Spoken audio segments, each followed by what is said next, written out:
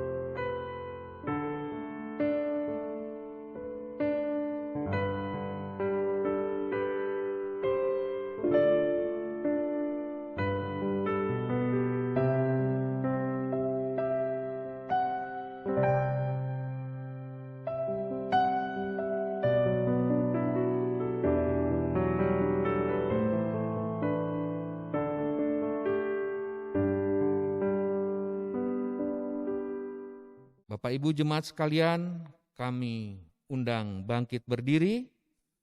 Kita akan memuji dan memuliakan nama Tuhan dari PKJ nomor 13 bait yang ke-1.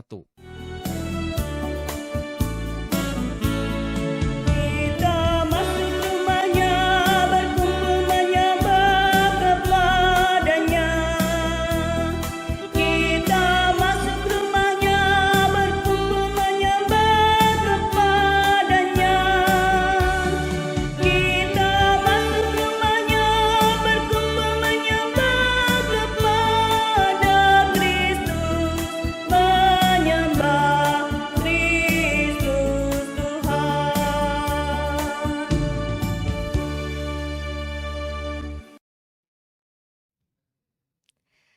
Bapak Ibu Jemaat Allah yang terkasih, mari kita teguhkan kebaktian kita di pagi hari ini dengan pertolongan kita yang adalah dengan nama Tuhan, yang memelihara kesetiaannya sampai selama-lamanya. Anugerah dan sejahtera dari Allah Bapa, Anak dan Roh Kudus menyertai saudara-saudara.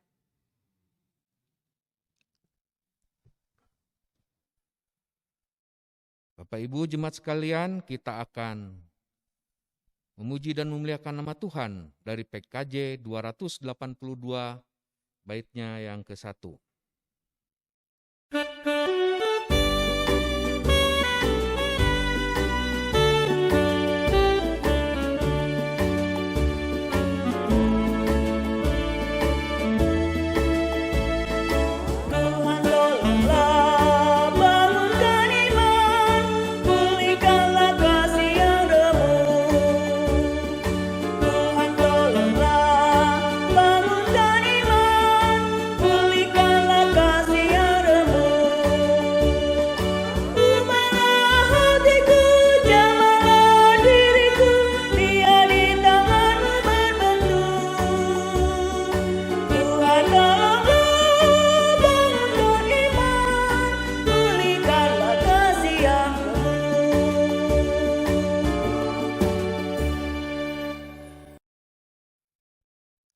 Kita akan memasuki doa syukur. Bapak Ibu dipersilahkan untuk duduk kembali. Puji syukur kehadirat-Mu ya Tuhan, dikala pagi hari ini kami bisa beribadah kembali, walaupun dengan secara online, tetapi kuasa dan hikmat Tuhan selalu hadir dan terasa di tengah-tengah jemaat kami di rumah masing-masing. Ya Tuhan, berkati kebaktian ini dari awal, pertengahan hingga akhir. Biarlah nama Tuhan dimuliakan. Amin.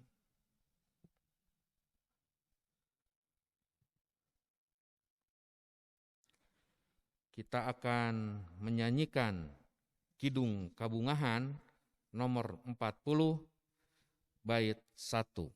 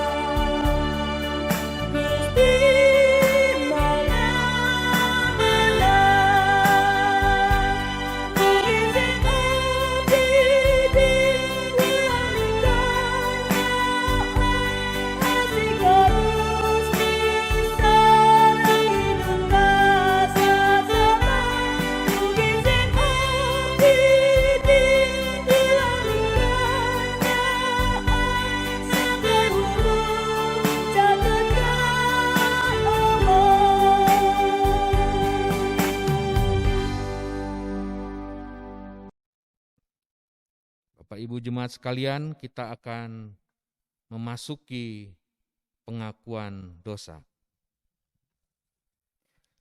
Jikalau kita berkata bahwa kita tidak berdosa, maka kita menipu diri sendiri dan kebenaran tidak ada di dalam kita. Jika kita mengaku dosa kita, maka Ia adalah setia dan adil, sehingga Ia mengampuni segala dosa kita dan menyucikan kita dari segala kejahatan. Jika kita berkata bahwa kita tidak akan berbuat dosa, maka kita membuat Dia menjadi pendusta, dan firman-Nya tidak ada di dalam kita. Karena itu, marilah kita mengaku dosa di hadirat Allah kita secara bersama-sama, diawali dengan pengakuan dosa pribadi di dalam hati dalam saat teduh.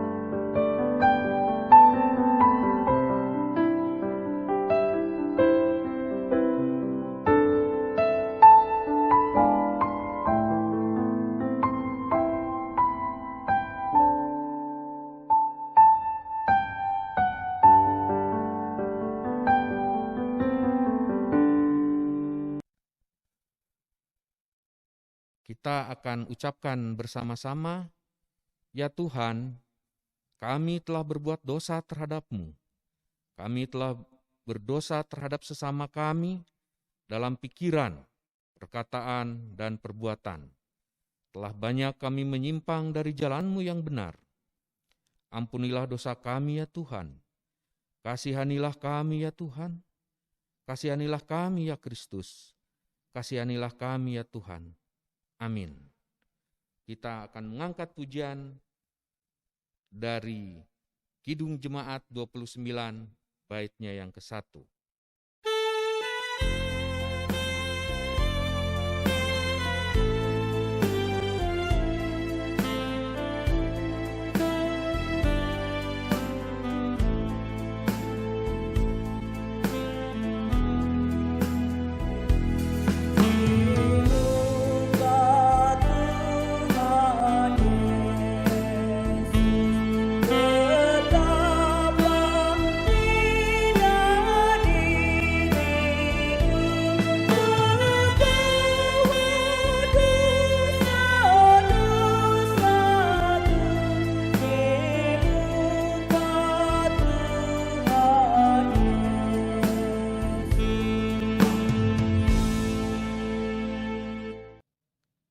Kini dengarlah firman Tuhan yang berkenan mengampuni dosa kita, yang terdapat dalam Mazmur 103 ayatnya yang ke-8 sampai ke-14, yang berkata, "Tuhan adalah penyayang dan pengasih, panjang sabar dan berlimpah kasih setia. Tidak selalu ia menuntut dan tidak untuk selama-lamanya ia mendendam. Tidak dilakukannya kepada kita setimpal dengan dosa kita, dan tidak dibalasnya kepada kita setimpal dengan kesalahan kita. Tetapi setinggi langit di atas bumi, demikian besarnya kasih setianya atas orang-orang yang takut akan Dia. Sejauh timur dari barat, demikian dijauhkannya daripada kita pelanggaran kita. Sama seperti Bapa sayang kepada anak-anaknya, demikianlah Tuhan sayang kepada orang-orang yang takut akan Dia. Sebab Dia sendiri tahu apa kita, Dia ingat bahwa kita ini debu. Dalam nama Allah Bapa dan Anak dan Roh Kudus, kami beritakan kepada saudara-saudara yang dengan tulus ikhlas mengaku dosa di hadirat Allah, serta mencari keselamatannya hanya kepada Yesus Kristus, bahwa Allah mengampuni dosanya. Amin.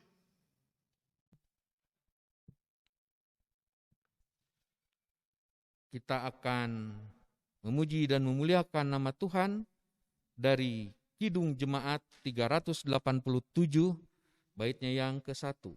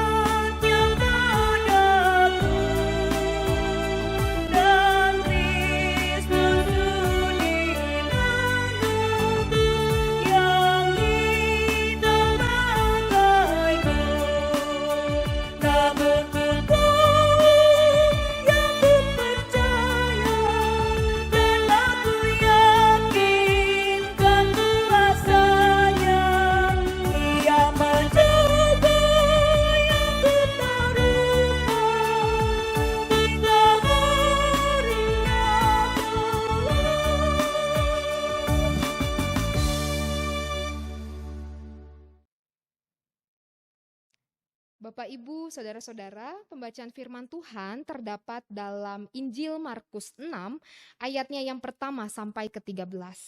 Saya akan bacakan bagi kita semua. Yesus ditolak di Nazaret. Kemudian Yesus berangkat dari situ dan tiba di tempat asalnya. Sedang murid-muridnya mengikuti dia. Pada hari Sabat, ia mulai mengajar di rumah ibadat. Dan jemaat yang besar takjub ketika mendengar dia, dan mereka berkata, "Dari mana diperolehnya semuanya itu? Hikmat apa pulakah yang diberikan kepadanya? Dan mujizat-mujizat yang demikian bagaimanakah dapat diadakan oleh tangannya? Bukankah ia ini tukang kayu, anak Maria saudara Yakobus, Yoses, Yudas, dan Simon?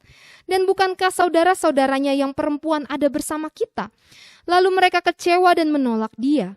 Maka Yesus berkata kepada mereka, "Seorang nabi dihormati di mana-mana kecuali di tempat asalnya sendiri, di antara kaum keluarganya dan di rumahnya. Ia tidak dapat mengadakan satu mukjizat pun di sana, kecuali menyembuhkan beberapa orang sakit dengan meletakkan tangannya atas mereka. Ia merasa heran atas ketidakpercayaan mereka. Lalu Yesus berjalan keliling dari desa ke desa sambil mengajar. Ia memanggil ke-12 murid itu dan mengutus mereka berdua-dua. Ia memberi mereka kuasa atas roh-roh jahat dan berpesan kepada mereka supaya jangan membawa apa-apa dalam perjalanan mereka kecuali tongkat, roti pun jangan, bekal pun jangan, uang dalam ikat pinggang pun jangan. Boleh memakai alas kaki, tetapi jangan memakai 2 baju. Katanya selanjutnya kepada mereka, "Kalau di suatu tempat kamu sudah diterima dalam suatu rumah, tinggallah di situ sampai kamu berangkat dari tempat itu. Dan kalau ada suatu tempat yang tidak mau menerima kamu, dan kalau mereka tidak mau mendengarkan kamu, keluarlah dari situ dan kebaskanlah debu yang di kakimu sebagai peringatan bagi mereka." Lalu pergilah mereka memberitakan bahwa orang harus bertobat, dan mereka mengusir banyak setan dan mengoles banyak orang sakit dengan minyak dan menyembuhkan mereka. Berbahagialah setiap kita yang mendengarkan firman Tuhan serta memelihara di dalam hidupnya. Haleluya.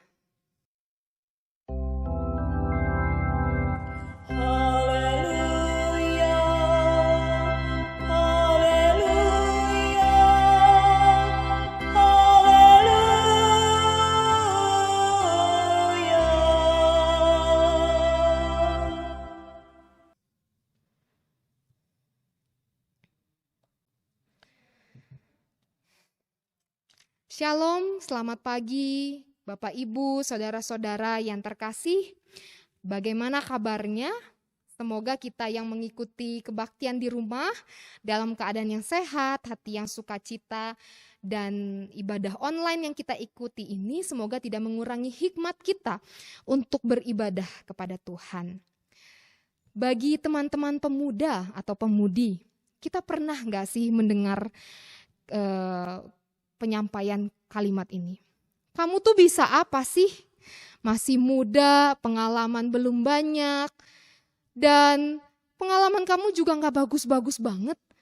Ngapain sosokan sih ngasih masukan, ngasih nasihat? Mungkin kita pernah mengalami demikian. Ketika kita mau menunjukkan kasih, ketika kita mau menegur, mau memperhatikan, mau memberi pertolongan, terkadang orang tidak melihat bentuk kasih yang kita lakukan, tapi justru orang melihat latar belakang kita, usia kita, masa lalu kita, dan kehidupan kita. Ternyata hal ini juga dialami oleh Yesus. Yesus saat itu mengajar di rumah-rumah ibadat atau yang disebut juga sinagoge.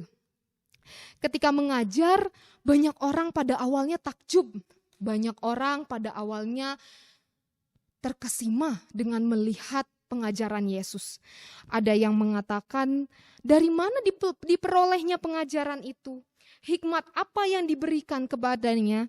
Dan mujizat itu bagaimana dapat dilakukannya? Orang-orang kaget dan bingung bagaimana Yesus bisa menyampaikan pengajaran yang luar biasa. Namun demikian kekaguman mereka menjadi hilang. Menjadi hilang karena apa? Ketika mereka tahu bahwa Yesus anak seorang tukang kayu, ketika mereka tahu siapa Yesus, ketika mereka tahu bahwa Yesus hanya manusia biasa. Dan akhirnya mereka justru tidak lagi terkesima melihat Yesus. Segala hal ini terjadi karena kalau kita lihat mereka itu ingin lebih dulu mengerti baru percaya. Dibandingkan percaya dulu baru mengerti. Sedangkan ketika kita mau mengenal Yesus, kita harus percaya dulu. Percaya baru kita mengerti. Yang dimaksud mengerti adalah bahwa yang mereka pahami, seseorang yang besar maka akan melakukan hal yang besar. Seseorang yang biasa-biasa saja maka akan melakukan hal yang biasa-biasa saja. Tapi yang Yesus lakukan luar biasa. Secara manusia yang biasa-biasa saja, tapi ia melakukan hal yang luar biasa. Maka itu menjadi hal yang sangat tidak masuk logika mereka, logika orang-orang Yahudi saat itu tidak dapat mereka mengerti, maka mereka tidak bisa percaya. Berbeda kalau mereka percaya dulu. Kalau mereka percaya dulu, mereka tahu siapa Yesus. Yesus bukan hanya sekedar manusia biasa, ia diutus Allah untuk memberitakan kabar baik. Maka mereka pasti bisa mengerti pekerjaan-pekerjaan, karya-karya yang Yesus lakukan. Pengertian orang-orang Yahudi saat itu pun berpengaruh terhadap cara kerja Yesus. Kalau dikatakan dalam firman Tuhan, pada akhirnya tidak banyak mukjizat-mukjizat yang dilakukan, kecuali menyembuhkan orang sakit dengan tangannya. Menyembuhkan orang sakit dengan tangannya, kalau mereka percaya kepada Yesus, maka mereka akan merasa sangat luar biasa yang Yesus lakukan. Tapi bagi mereka ketika mereka melihat Yesus biasa-biasa saja, maka mereka juga akan menganggap mujizat atau apapun yang Yesus lakukan juga biasa-biasa saja. Pengalaman Yesus tidak dihargai, disepelekan, mungkin juga pernah kita alami dalam kehidupan sehari-hari. Terkadang ketika kita mau menunjukkan perubahan untuk menjadi lebih baik, kadang orang-orang di sekitar justru tidak mendukung. Yang mereka ingat, dulu ini dia pembohong, dulu ini dia pendosa. Mana mungkin dia bisa jadi baik. Kadang tantangan kita adalah ketika orang bukan melihat bentuk perubahan baik yang kita lakukan, tapi justru melihat tentang masa lalu kita, tentang latar belakang kehidupan kita. Terkadang orang yang kita anggap paling mengenal kita pun harusnya lebih mengerti, justru mereka yang menjatuhkan kita. Justru karena mereka tahu masa lalu kita, maka mereka tidak percaya dengan perubahan yang kita lakukan. Tapi jangan salah juga, jangan-jangan selama ini kita juga pernah di posisi orang-orang Yahudi yang mungkin kita selalu berpikir, saya yang paling baik, saya yang paling benar, usia saya paling tua, maka sayalah yang paling berpengalaman. Yang akhirnya kita menutup diri untuk diberikan nasihat, untuk diberikan masukan dari orang-orang yang tidak terduga. Maka poin-poin yang mau disampaikan dari pengajaran Yesus di Nazaret saat itu bagi kita adalah, pertama, kita belajar dari diri Yesus. Belajar untuk tidak menjadikan omongan orang lain sebagai tolak ukur mau atau tidak maunya kita melakukan suatu kebaikan. Kadang kalau kita dilihat dianggap tidak baik, kita langsung berhenti berbuat baik.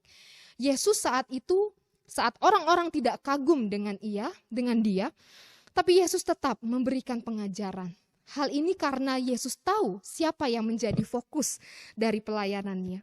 Bahwa ia melakukan pelayanan untuk menunaikan tugas dan tanggung jawabnya kepada Bapa.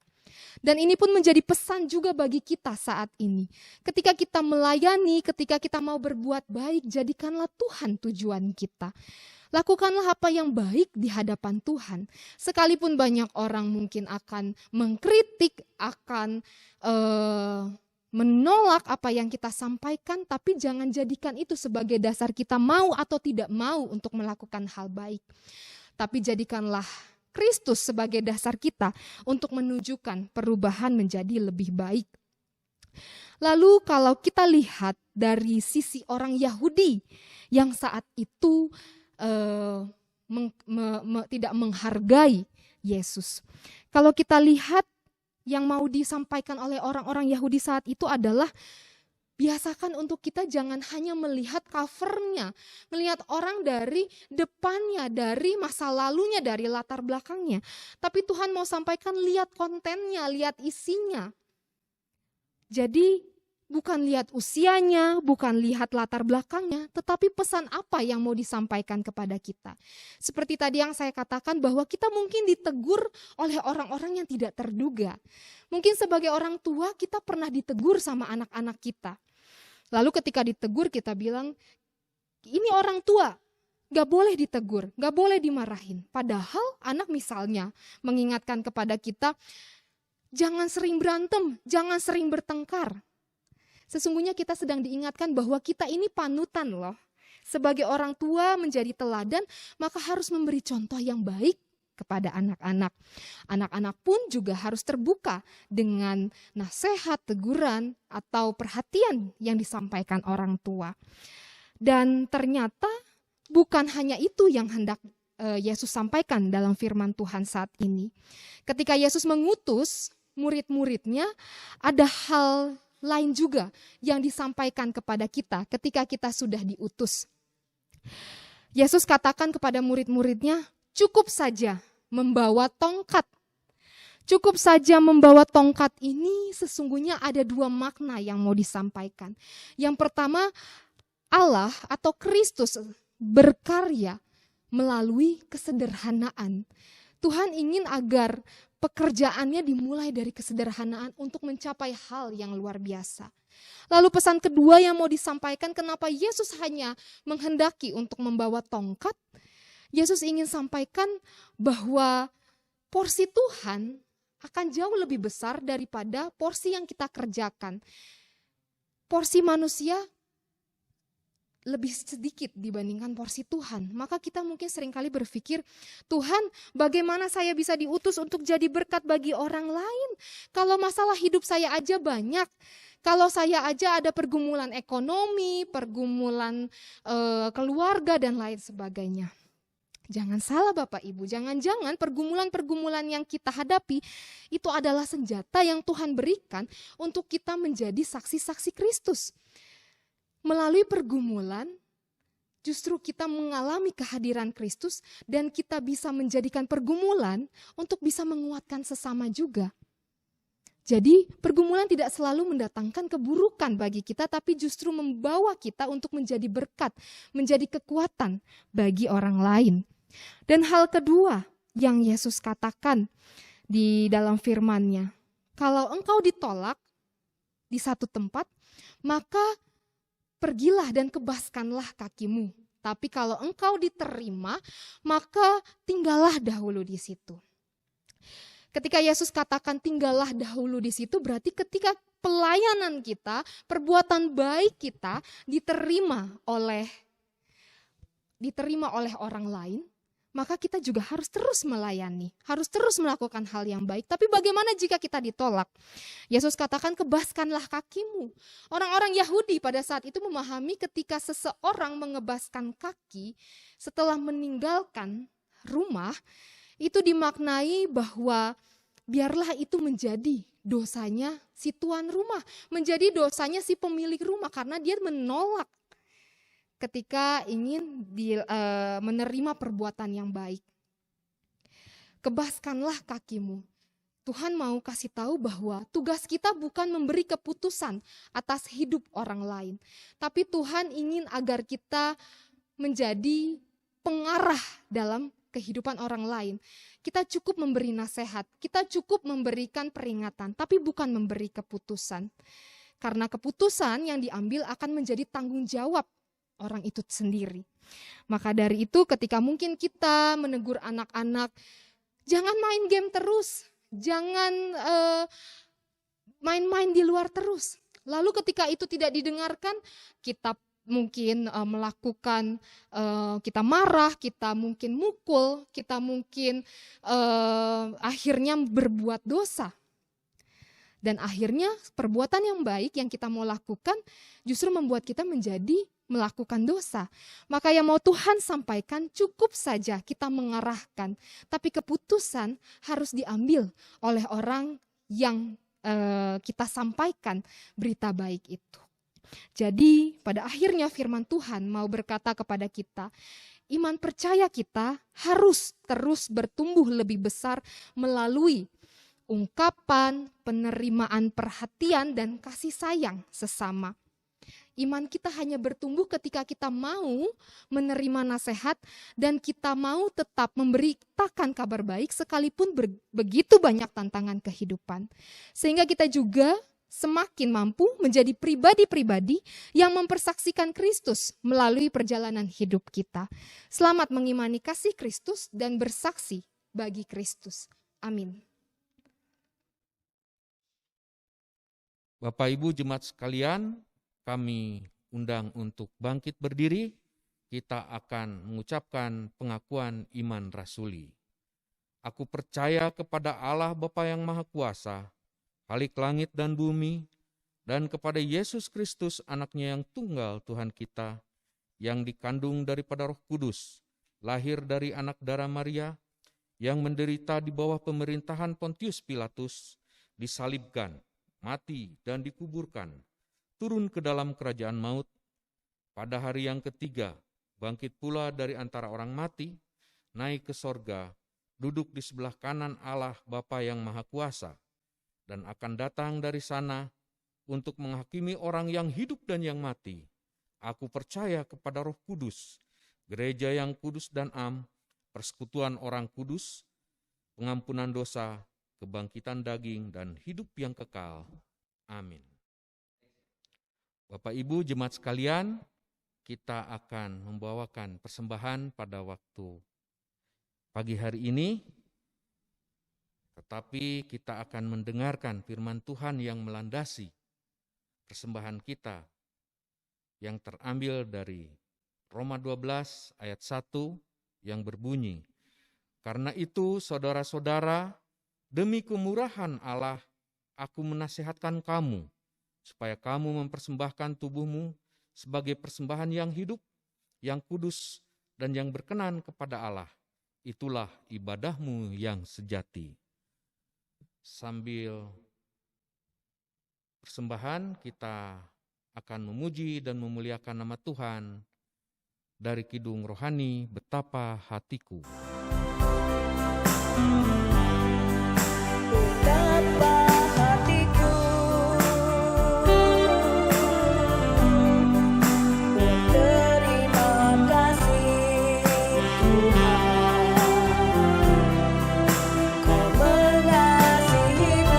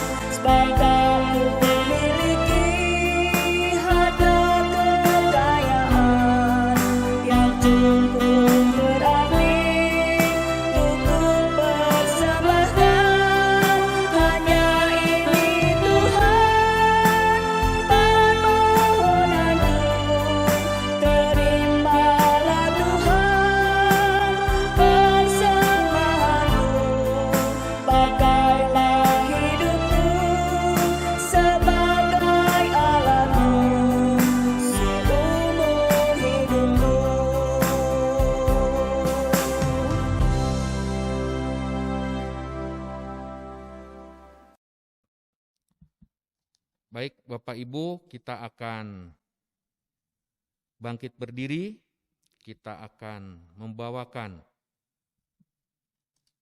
persembahan ini dalam doa. Mari kita berdoa. Tuhan Allah yang Maha Kasih, Engkau telah mengaruniakan bagi kami segala perkara di dalam Yesus Kristus. Kini kami datang dan membawa persembahan kami ke hadapan-Mu. Kiranya Tuhan menerima dan menguduskan persembahan ini agar dapat dipergunakan dengan baik dalam membangun gereja-Mu. Terima kasih ya Tuhan. Amin.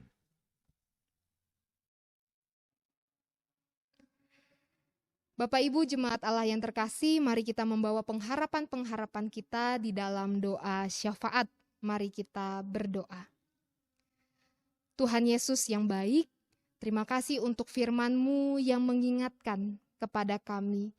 Untuk kami harus semakin bertumbuh di dalam iman dan kami harus semakin sungguh-sungguh dalam mempersaksikan Kristus di dalam kehidupan kami.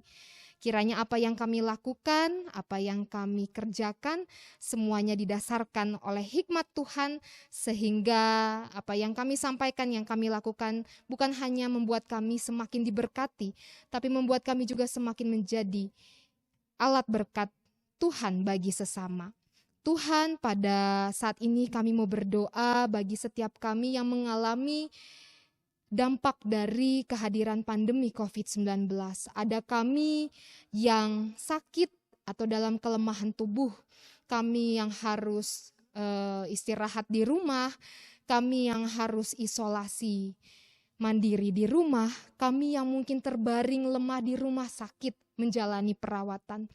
Tuhan, kiranya Engkau menjamah segala apapun sakit yang kami alami.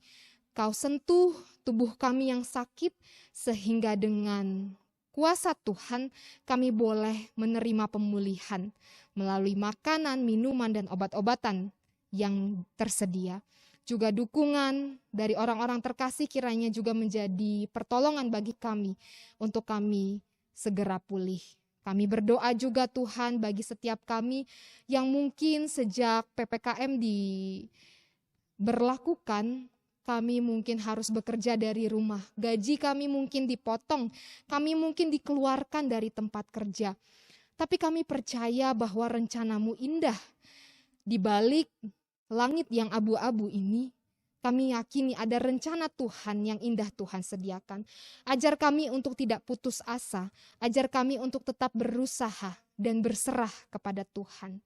Kami juga berdoa bagi setiap kami yang mengalami ketakutan untuk melakukan pekerjaan atau aktivitas di luar rumah.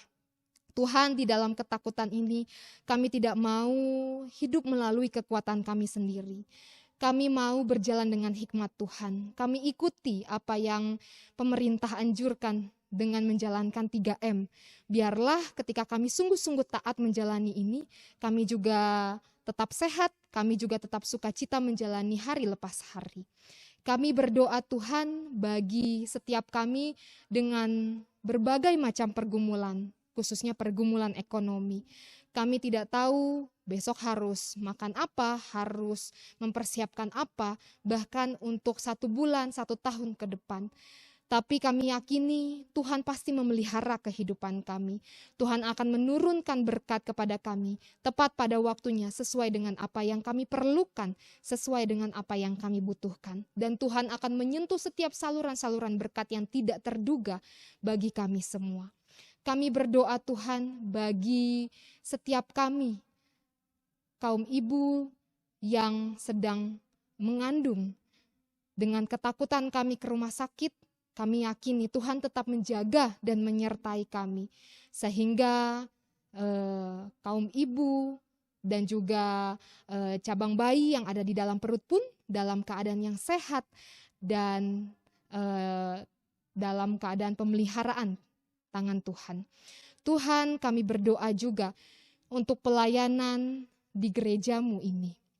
Kami mengalami hambatan untuk melakukan kebaktian di gedung gereja, tapi mampukan setiap kami yang berperan di dalamnya untuk melaksanakan kebaktian online, untuk kami dapat sungguh-sungguh mempersiapkan dengan baik, sehingga kebaktian online yang dipersiapkan juga tidak mengurangi hikmat kami untuk beribadah kepada Tuhan. Berkati untuk pendeta konsulen, Ibu Rasima, untuk majelis jemaat, untuk pengawas perbendaharaan jemaat, dan juga setiap pengurus komisi-komisi.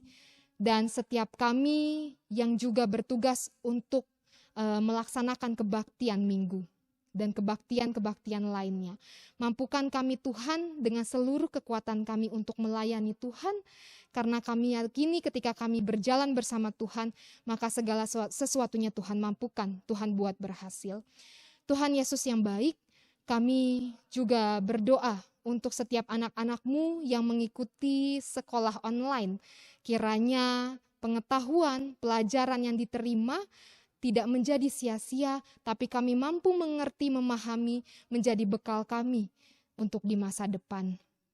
Inilah ya Bapa, doa kami yang juga kami mau berdoa bagi bangsa dan negara kami. Di tengah kesulitan saat ini kami memahami para pemimpin kami dan jajarannya mengalami kesulitan juga. Kiranya mereka tetap diberikan hikmat Tuhan untuk melaksanakan tugas dan tanggung jawabnya, sehingga apa yang mereka kerjakan dan lakukan juga hanya untuk kesejahteraan dan menciptakan keadilan bagi seluruh masyarakat. Dan kami berdoa Tuhan untuk setiap kami yang pada minggu ini berulang tahun. Terima kasih karena Tuhan boleh tambahkan usia kami. Kiranya kami boleh semakin dewasa, bukan hanya usia kami, tapi iman kami juga semakin dewasa, sehingga kami boleh semakin mengenal Kristus dan mempersaksikan Kristus di dalam kehidupan kami. Dan inilah doa kami ya Bapa, yang jauh dari kesempurnaan. Tapi kami memohon agar Tuhan menyempurnakannya dengan doa yang Kau ajarkan bagi kami semua. Bapa kami yang di sorga, dikuduskanlah nama-Mu, datanglah kerajaan-Mu, jadilah kehendak-Mu di bumi seperti di sorga. Berikanlah kami pada hari ini makanan kami yang secukupnya, dan ampunilah kami akan kesalahan kami, seperti kami mengampuni orang yang bersalah kepada kami. Dan janganlah membawa kami ke dalam pencobaan, tetapi lepaskanlah kami daripada yang jahat, karena Engkaulah yang mempunyai kerajaan dan kuasa dan kemuliaan sampai selama-lamanya. Amin. Bapak, Ibu jemaat sekalian, kita akan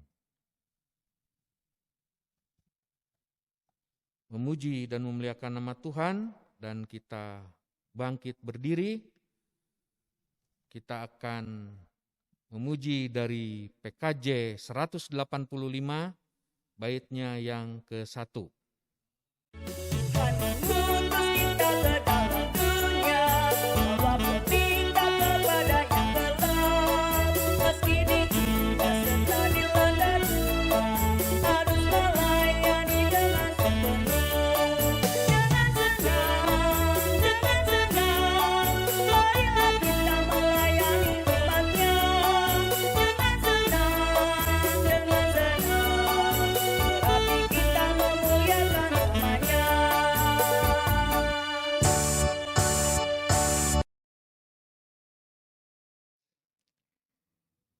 Bapak, Ibu, Saudara-saudara yang terkasih, kembalilah di dalam kehidupan kita sehari-hari, di dalam damai sejahtera, dan lakukanlah apa yang Tuhan firmankan. Iman percaya kita harus terus bertumbuh lebih besar melalui ungkapan dan penerimaan perhatian dan kasih sayang sesama. Sehingga kita juga semakin mampu menjadi pribadi-pribadi yang mempersaksikan Kristus melalui perjalanan hidup kita. Selamat bagi kita untuk mengimani kasih Kristus dan bersaksi bagi Kristus. Dan kini terimalah berkat Tuhan. Kasih karunia Tuhan Yesus Kristus dan kasih Allah dan persekutuan Roh Kudus menyertai saudara-saudara. Amin.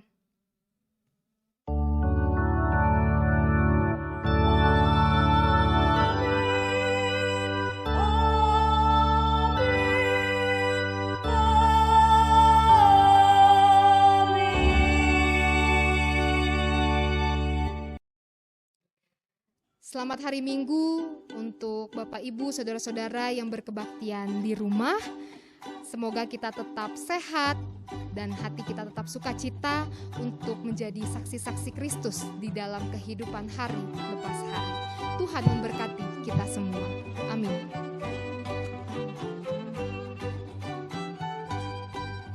Bapak Ibu jemaat sekalian, kita pada minggu-minggu ini mungkin kita masih dalam ibadah online, tetapi kami mengingatkan kembali kepada Bapak Ibu jemaat sekalian untuk tetap